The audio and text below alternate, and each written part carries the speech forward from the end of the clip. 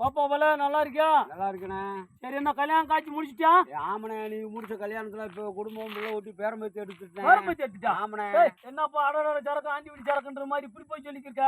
என்ன 2 வாரத்துக்குள்ள எப்படி கல்யாணம் முடிச்சு பேரம்பத்தி எடுத்து போவ? நீ தான் பொண்ணு பார்த்து கல்யாணம் முடிச்சு கட்டி வைக்கிறோம்னு சொன்ன. ஆமா, கட்டி வைக்கிறோம்னு சொல்லிட்டு 2 வருஷத்துல எப்படி குடும்பம் பிள்ளை ஊட்டி பேரம்பத்தி ஆக முடியும்? அப்ப நீ தான் சொன்ன பேரம்பத்தி எடுத்துட்டு மட்டும் நான் நல்லதாயி போச்சு. என்னப்பா பேரம்பத்தி எடுக்க முடியாது, பிள்ளை தான் பிறந்திருக்குன்னு நான் நினைச்சேன். நீ லக்கல் பண்றியா கிண்டல் பண்றியானே? நீ தான் லக்கல் பண்ற மாதிரி பேசுறப்பா. நான் தான் அண்ணன்கிட்ட சரி கொடுத்து 8 நாள் ஆச்சு, ஒரு சொல்லி தந்திரமா ஆயிடுச்சு, போயிட்டேன்.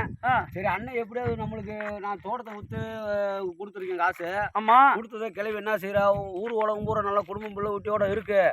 சரி நம்ம வயலுக்கு ஒரு கல்யாணத்தை முடிச்சு கல்யாணம் காட்சி முடிச்சு சரி ஒரு பழமொழி சொல்லுவாங்க, ஒரு கிராமத்துல கட்டுப்படாத காலைக்கு ஒரு கால் கட்டையை போட்டு கட்டுப்படாத காலைக்கு கால் கட்டு போட்டா சரியா போட்டு விடு அப்படின்னு சொல்லி கிளவி ஆசை ரொம்ப ஆசைனே. சரி, அதனாலதான் பரம்பரை இப்படி இடத்த வித்துட்டு தோட்டத்தை வித்துட்டு போய் நான் வித்து உன்கிட்ட கொடுத்தேன். ஏப்பா கொள்ள நாள் ஆச்சு, என்கிட்ட கல்யாணம் முடிச்சிருப்போ ஆளை காணுமேன்ட்டு நான் நினைச்சேன். என் யதார்த்தமா பேசுனேன். எப்படிங்க என்னண்ணே 2 வருஷத்துல எப்படி குடும்பம் பிள்ளை ஊட்டியா நீ சொன்னது அப்படி சொன்னீங்களா? கல்யாணம் முடிச்சு பேரம்பத்தி எடுத்துட்டு முட்டா என்ன 2 வருஷம் ஆகுது, அதுக்குள்ள என்ன அப்படி நடந்து வச்சுன்னு நான் ஆச்சரியமா கேட்டேன். நீ வந்துப்பா இங்க இருப்பா தம்பி, நீ எங்க கொள்ள நாள் தட்டு பண்ணல, நாங்க என்ன பண்ண முடியும்? நாங்களும் என்னன்னு பண்ணி பார்த்தோம், ஒன்றும் அமைய மாட்டோம்ல. ஏ அதைத்தானே நான் போன் போட்டு பாக்குறேன், சுவிட்ச் ஆஃப் தானே வரும். 6 நம்பர் போட்டா ஓ நம்பருக்கு தானே, ஏன் நம்பர் போட்டிருக்க மாட்டா? ஓ நம்பர் புரோக்கர் நம்பருக்கு போன் அடிச்சிருப்பா. நீ புரோக்கர் நம்பரே கொடுக்கல, ஓ நம்பர் தானே வந்து எனக்கு வந்து புரோக்கர் எனக்கு தெரியாது. சரி, என்கிட்ட காசை வாங்கி போய் நீங்க தான் 2 புரோக்கரை பார்க்கணும்னு சொன்னீங்க. சரி அண்ணன் நம்ம ஊர் பக்கத்து ஊரு. ஏப்பா நீ சொல்றது உண்மையாத்தான் இருக்கு.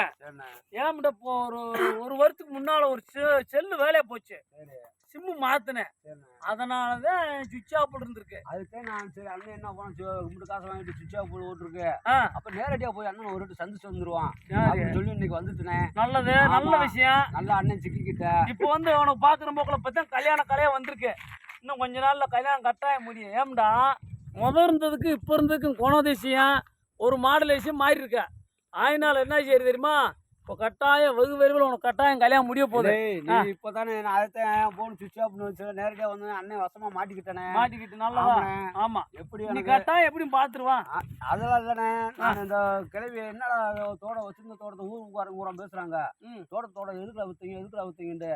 இந்த மாதிரி பயலுக்கு ஒரு கல்யாணத்தை முடிச்சு ஒரு புரோக்கர் அண்ணன் இருக்காரு, அவர்கிட்ட கொடுத்து ஒரு பொண்ணை பார்த்து கல்யாணத்தை முடிச்சு போடுவான் அப்படின்னு சொல்லி கொடுத்துருக்கான். சரி அப்படின்னு சொல்ல விட்டு என்ன நாள் கடந்துகிட்டே போகுது, நிறைய விசேஷம் நடக்கணும், என்ன நாள் கடந்துகிட்டே போகுதுன்னு சொல்லி கடைசியில என்ன செஞ்சிருக்காங்க, ஊருக்கார்ட்ட இப்ப சொல்லிட்டு வந்து கிளை போய் சொல்லிட்டு வந்துட்டான்.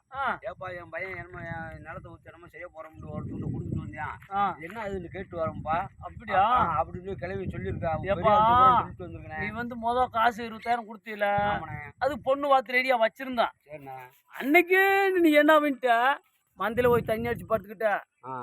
நாங்களும் ராய் பார்த்தோம், அன்னைக்கு ஆளை காணா, பூரா ஆளை பூரா ரெடி பண்ணி வச்சிருந்தான். அன்னைக்கு உன் காசு பூரா வச்சா போச்சா.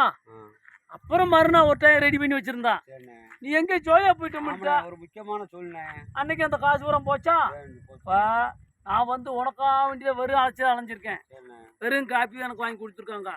அவங்க புரோக்கர் 3 புரோக்கர், அந்த ஆளுக்கு அங்கிட்ட போயிடும்.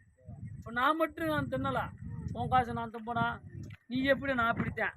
தம்பிக்கு எப்படியாச்சும் ஒரு கல்யாணம் முடிச்சு போடணும்னு ஒரு வைராக்கியத்தில் ஓடினேன். அதைத்தானே. ஆனா ஓ நேரமா என்னம்மா உனக்கு நேரத்துக்கு நீ அங்கங்க ஓடி மாறிக்கிட்ட. என்னப்பா இப்போ நீ இங்க இருந்துன்னு வச்சுக்க, நீ கல்யாணம் முடிச்சு நீ சொன்ன மாதிரியா குழந்தை விட்டு எடுத்துருப்ப. பரம்பரை சொத்தையும் போச்சு, நீ உனக்கு வயசும் போச்சுடா. எதுக்கு வயசு ஆகிருக்க? இல்ல பரம்பரை சொத்தும் போச்சு, வயசும் போச்சு, நீ எனக்கு கல்யாண ஆசையை விட்டு போச்சு. என்ன சொல்லிட்டு ஒரே வேலையா நான் சாகுந்துட்டு இங்க நம்ம கஞ்சியை குடிச்சுக்கிட்டே சாகும்டா, காசை வாங்கிட்டு வாடான்னு ஒரே வார்த்தை சொல்லிப்பா. தம்பி ஆத்து பாத்திருக்க, ஆத்து. ஆமனே. அதுல தண்ணி எப்படி ஓடு மழை பெஞ்சா ஆறு ஓடி பள்ளம் நோக்கி ஓடுதா. ஆமனே. நீ கொடுத்த காசு வர அந்த தண்ணி ஓடுதுல, தண்ணியில ஓட்ட எடுக்க முடியுமா? எடுக்க முடியாது. அந்த கூத்து அப்ப நடந்திருக்கு. என்ன அப்படிலாம் என்கிட்ட பேசாதே. சரி ஓட்டால அளந்து ஓடணும், அந்த காலத்துல பழமொழி சொல்லுவாங்க, அளந்து ஓடுறேன். அதனால அண்ணன் அடையாளம் தெரிஞ்சு விருந்தது நான் உன்கிட்ட கொடுத்தேன். அது வந்து நான் அண்ணன் 2 புரோக்கரை பார்க்கல, நான் ஆத்துல ஓட்ட